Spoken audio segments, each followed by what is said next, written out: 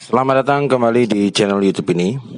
Kali ini saya akan menyisipkan sebuah topik mengenai logika pajak negara. Yang mungkin saat ini kasusnya lagi hangat ya, karena ada perubahan aturan, perubahan hukum, dan juga perubahan penerapan.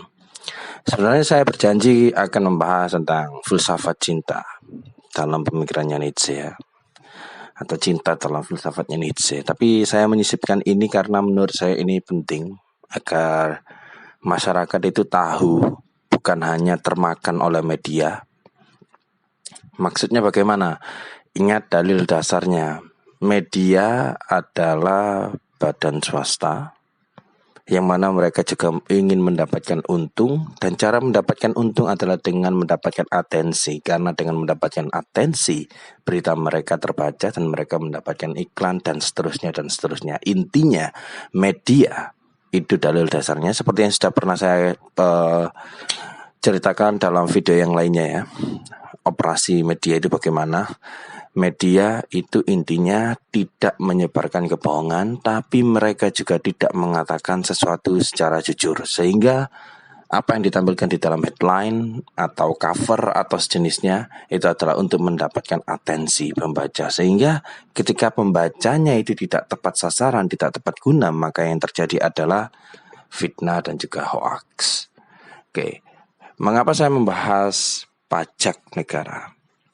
Sebenarnya pemerintah dalam konteks ini ya, bukan saya membela pemerintah.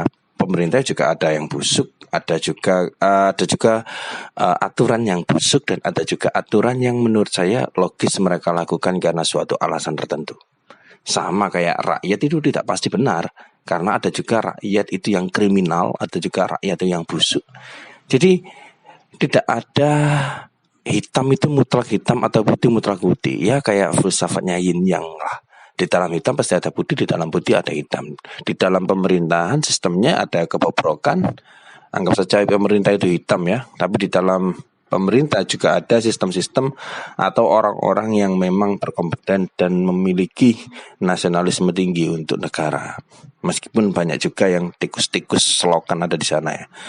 Lah kalau di rakyat sama aja, ada rakyat yang baik dan lain sebagainya dan seterusnya. Ada juga rakyat yang busuk dan seterusnya. Oke, mengenai pajak ya, pajak itu adalah salah satu sumber pendapatan negara. Fungsi negara mendapatkan pendapatan itu apa? Kok negara nyari untung sih? Loh, kalau negara nggak nyari untung, gimana biaya operasional negara ini? Ya sebut saja bayar tol dan lain sebagainya, bayar ASN yang kerjanya untuk negara dan lain sebagainya. Meskipun banyak juga ASN yang kerjanya untuk dirinya sendiri, bukan untuk negara dan lain sebagainya lah. Intinya untuk biaya operasional negara. Ya sama lah kayak perusahaan. Kalau perusahaan fokus untuk ngurusin gaji pegawainya dan juga keuntungan pribadi pemilik, ya pabriknya bakal roboh kalau pabriknya nggak diperbaiki, kantor-kantornya nggak diperbaiki, kualitasnya nggak diperbaiki dan sebagainya. Itu kan biaya operasional. Lah pajak itu umumnya dikenakan pada aspek-aspek operasional yang sifatnya dalam tanda kutip ya swasta. Jadi kalau misalnya Anda itu menstruasi, ya nggak kena pajak. Karena apa? Ya karena semua orang pasti menstruasi. Artinya menstruasi dalam tanda kutip dinikmati semua wanita di Indonesia tanpa terkecuali. Yang sudah balik ya, yang sudah dewasa. Atau contoh lain misalnya makan nasi ya, sembako. Semua orang menikmati sembako. Sembako gak dipajakin. Kemudian apa lagi? Pendidikan atau tempat-tempat ibadah nggak dipajaki, karena tempat ibadah adalah tempat untuk semua orang yang beragama. Pendidikan, semua orang dalilnya kan berhak mendapatkan pendidikan yang layak dan lain sebagainya dan seterusnya. Jadi permasalahannya, mengapa pemerintah sekarang kok tiba-tiba ngasih pajak atau malakin sembako atau malakin sekolah-sekolah sekarang, dan bahkan kesehatan yang seharusnya tidak dipajakin sekarang dipajakin. Bahkan ibu hamil melahirkan sekarang juga dipajakin.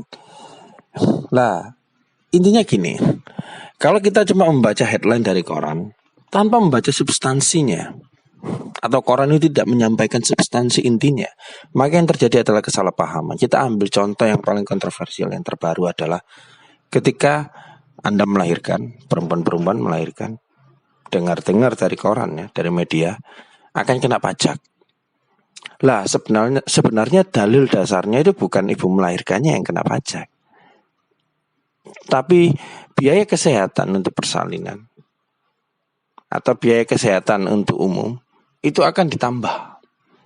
Lah terus kenapa kok jadi spesifik ke ibu melahirkan? Ya tentu saja logikanya seperti ini. Kalau melahirkan dengan sistem sesar itu kan biayanya besar. Kita bayarnya ke siapa? Kalau kita ke rumah sakit negara, oke, biayanya tidak akan sebesar di rumah sakit swasta. Lah ada kata swasta di sini. Artinya seperti ini.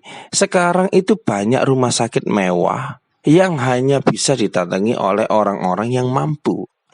Artinya nggak semua orang, nggak semua warga itu bisa menikmati layanan kesehatan di rumah sakit yang mewah itu.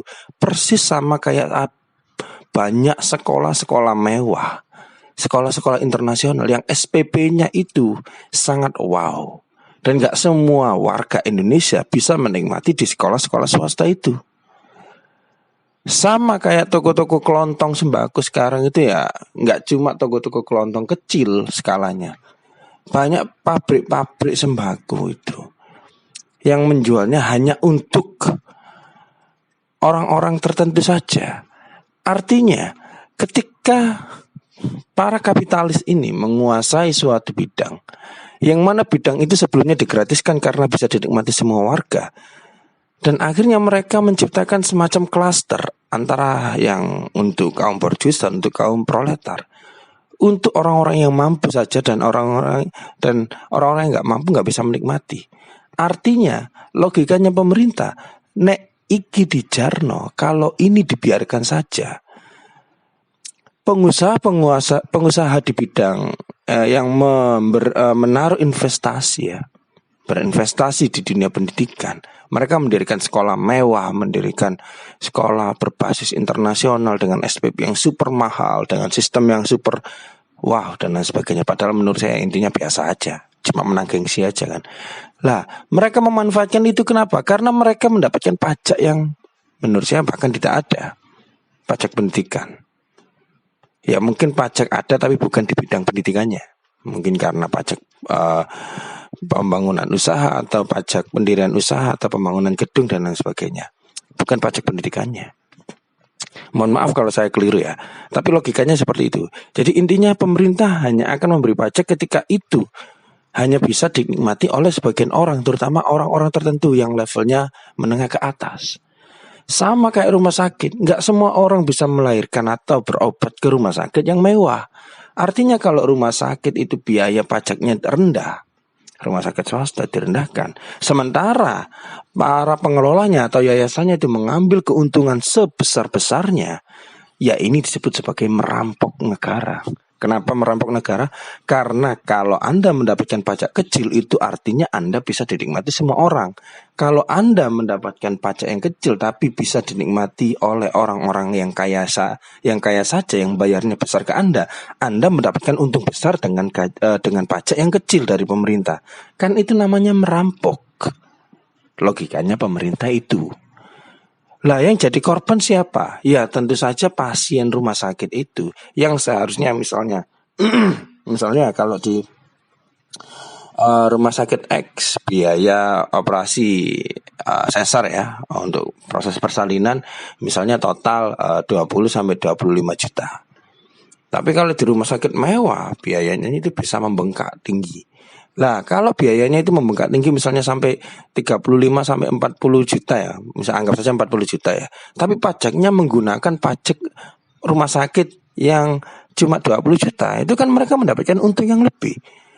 Ya karena kita kan menjual fasilitas. Ya makanya kalau Anda menjual fasilitas pajaknya lebih besar. Sama persis kayak pajaknya McD itu lebih besar daripada pajaknya warteg pinggir jalan atau restoran yang lebih kecil di bawahnya.